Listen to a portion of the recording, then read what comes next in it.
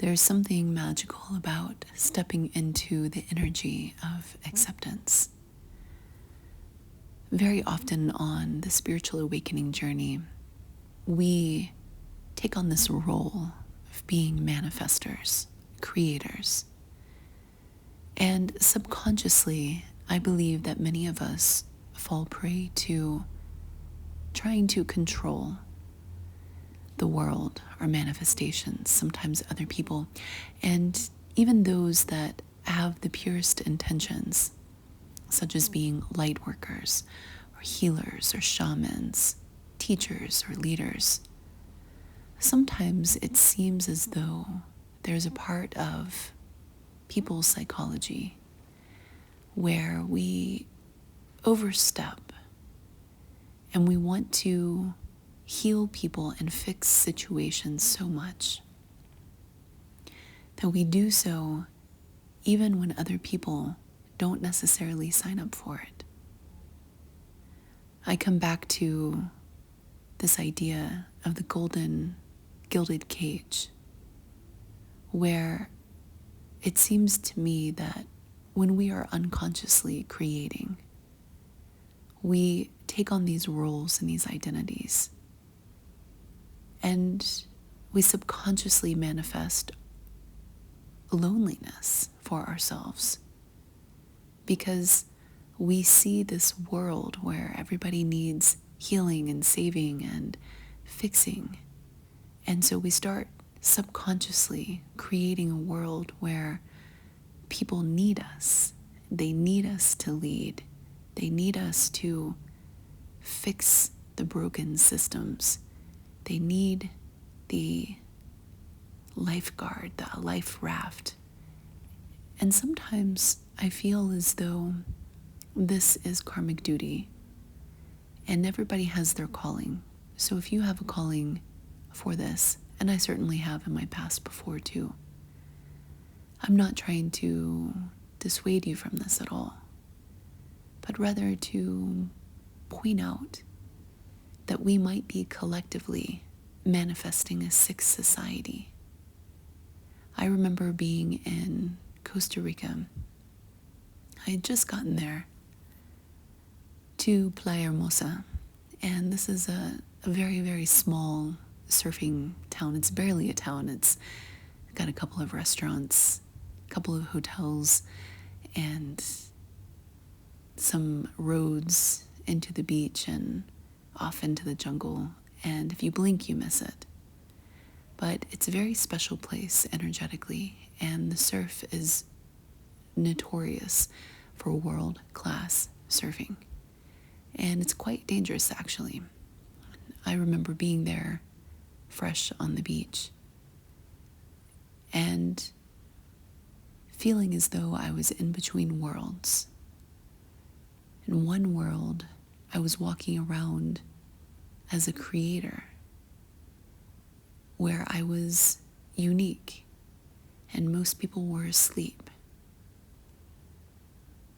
And in another world, I was walking around as a creator, but as a co-creator.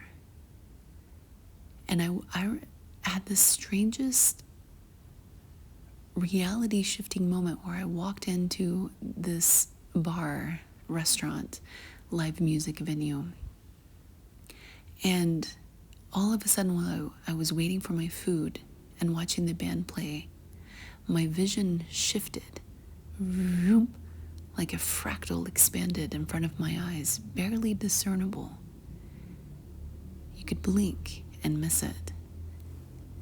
And all of a sudden, I saw everybody there as creators too, powerful manifestors.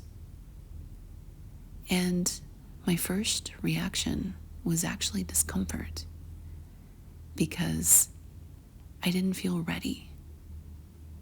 I didn't feel ready to be seen by other amazing creators. And what happened is that I subconsciously reverted back to where it was more comfortable, to where I was on a mission, where I needed to help people, teach people, where the world was predominantly incapable. I was subconsciously manifesting and feeding into that reality and that world, because deep down inside, I was uncomfortable stepping into a world where I would be challenged, where I would be seen, where I would be inspected, where my creations would be inspected, where I would be held accountable. It was frightening and intimidating to see just the average person, which I was so used to seeing as not awake, not conscious, and to be full in a room full of people who were vibrating with this essence.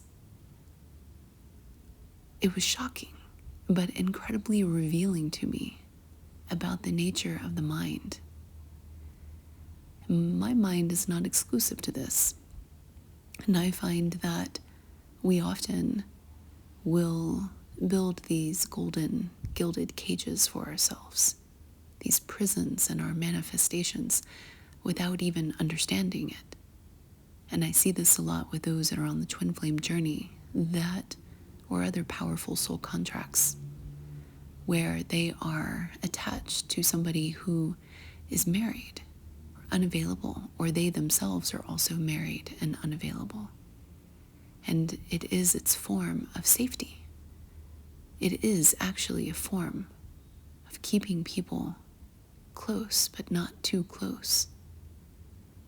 It is a form of playing small, just like being a creator in a world that is mostly asleep or sick or wounded and broken. And there's only a couple of other creators or leaders, visionaries, saviors. And when you exist like that as an island, it's actually quite comfortable, because you don't have a lot of peers. And when you don't have a lot of peers, you don't have a lot of constructive feedback. And so when you understand these dynamics of how we subconsciously create our own prisons, hold ourselves there, sometimes for entire lifetimes with an S, we start to realize that there are many options, but moving between worlds, moving between options, requires you to step into acceptance. True acceptance means you appraise a person, a situation, a place, a thing, whatever it is,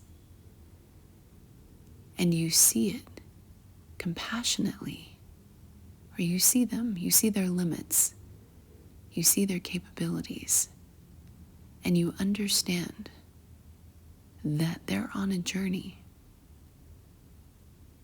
And if they want that piece of healing or insight or whatever it is, then they will approach you. They will find a reason to connect, to listen, to hear, to absorb, and you don't have to go and save anybody, including worlds. There are some people that are absolutely hell-bent on destruction. That seems to be what they are encoded with. I don't fully understand it personally, but it's almost as though they are wired to see enemies where there are not enemies. I was walking today back home and really enjoying the energy of the day. It's just a magical full moon energy, and the presence of everything that's happening in my life is, I felt like I was floating on the sidewalk, and I was smiling at everybody.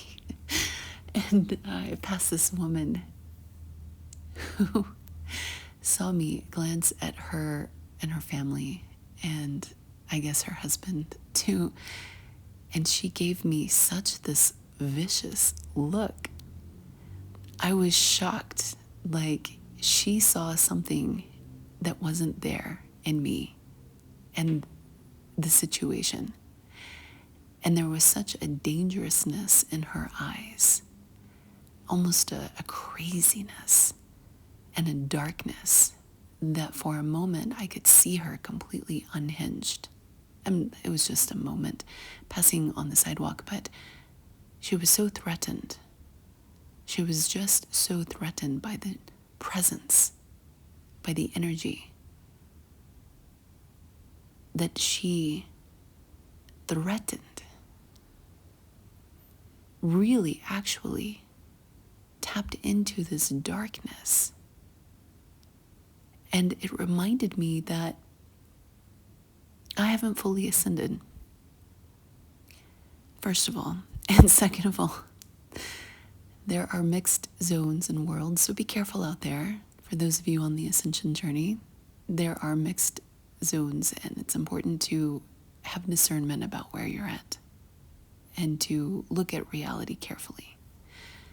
And the third, there are certain archetypes of people that are looking for a reason to destroy and maim and hurt. And they're looking for a reason to defend even when there may not be one. They're looking for fights. And they go out and they see and interpret reality in very interesting ways to pull that trigger, to actually scratch that itch. And in the presence of those like that, you have a couple of choices. You can try to change them and love and light them. Or you can accept that for whatever reason, there's something about this universe and the way it is constructed that there is an equal balance of light and dark, and perhaps it teaches us many powerful lessons, such as discernment, boundaries, strength, walking away. Many, right?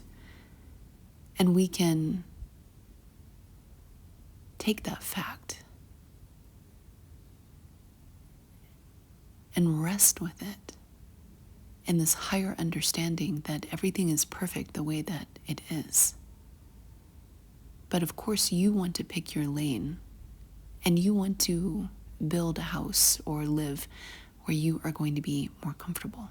And if we do exist in a multifaceted, multidimensional universe, then you should be able to pick your dimension, especially if you've earned it. And as a result, you can let people be who they archetypally want to be without feeling any burden or suffering about it. You can actually let people learn the lessons that they came here to learn on their own and provide your services, your experience, your wisdom to those that actually want it, instead of falling prey to some of the missionary mindsets where you need to get on a boat, a spaceship. That would be in today's world.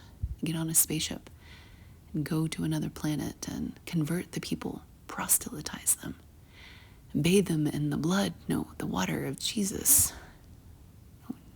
They drink the blood of Jesus. I mean, this is not creepy, right? It's not creepy. And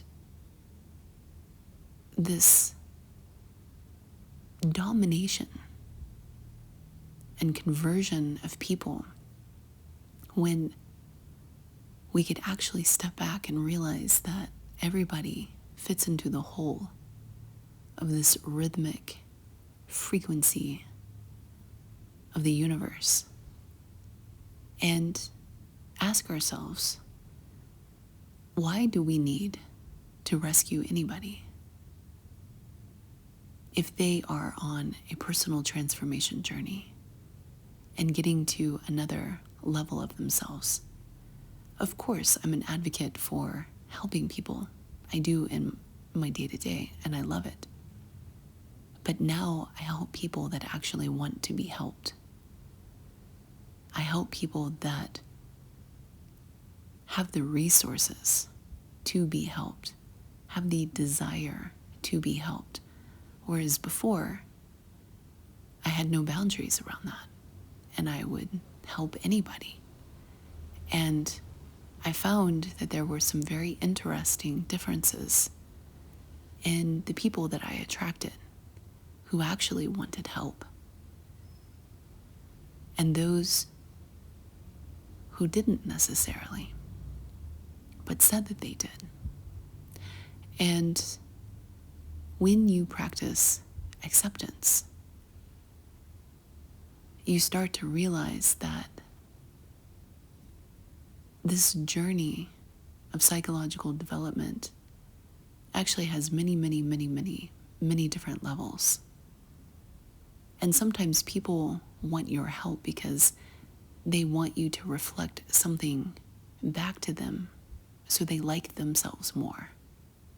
Because when you start challenging people, especially in their self-concept, and you start reflecting back to them flaws or victim consciousness, like I spoke to somebody today who I had to block because it unraveled into a strange territory, but who first led the conversation with wanting help and was in, I don't want to share all their details, but was in a very, very challenging situation with their partner, with their husband. And there was addiction on both sides, heavy, heavy addiction. Talking like really heavy. And there was domination, and there was control, and there was all sorts of very real pressing issues that this person was dealing with. But it was also in the context of a soul contract. They were mirroring each other, and they wanted help, but they couldn't actually afford the help, which was fine. I actually felt compelled to still help them anyway.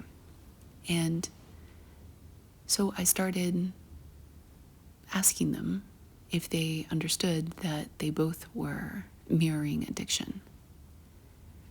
And we got into the pattern a little bit, and it turned out that they were giving their power away willingly to a more dominant force as a way to, I believe, didn't go all the way into it, I believe as a way to keep themselves safe. And they had difficulty just managing the daily stressors of life. And so they had a litany of, well, this is why I'm an addict, because this happened, and this happened, and this happened, and then this other thing happened. And so I very directly said, I understand that you're looking at the soul contract as the problem, but it seems as though you have difficulty managing your day-to-day life. And instead you're giving your power away to some heavy substances and to a very controlling, domineering force in your life, and creating these circumstances which I believe you are allowing yourself to do because it's more comfortable this way, because nothing is your fault. And they didn't like this at all. In fact, it touched them in a very, very dark way, because they perceived that I was not believing them. I actually did believe them. But it turned really ugly as they turned against me. And I accepted where they were at and did not try to help them anymore. Instead, I just blocked them once they became aggressive. And I felt really good about that, because I told them that their self-deception was too strong for us to work together. And that triggered a rejection wound in them, which started the aggressiveness. But when people don't want to see themselves, they try to sell you a narrative that often makes them look better, that makes them look perhaps like a victim. And they're very invested in you subscribing to that narrative. This is what I've observed. And so when you go to rescue people like that, very often you drown yourself. This has just been my absolute personal experience. You get the lifeboat to them, you get them in the lifeboat, and then they start sinking the lifeboat or setting you on fire or throwing you out and stealing all of your shit in the process. It's true. It's absolutely true. When you're dealing with people with very, very heavy shadow issues, you will see some very wild behavior just for helping. But when you start to accept that people create their circumstances, and they do so with a coordination with the universe and an orchestration that is beautiful sometimes in its devastation and catastrophic destruction. And you realize that some people are hell-bent on really just self-destructing entirely. You start to realize that sometimes that's their process. That's actually how they get to where they need to go. And so by jumping in and saving people who you can't really save, who don't actually really want your help, I'm not talking about those who do. When you overreach, I was just working with another client about this. When you start taking over responsibility for other people's healing and transformation journey, or managing their life when they are adults,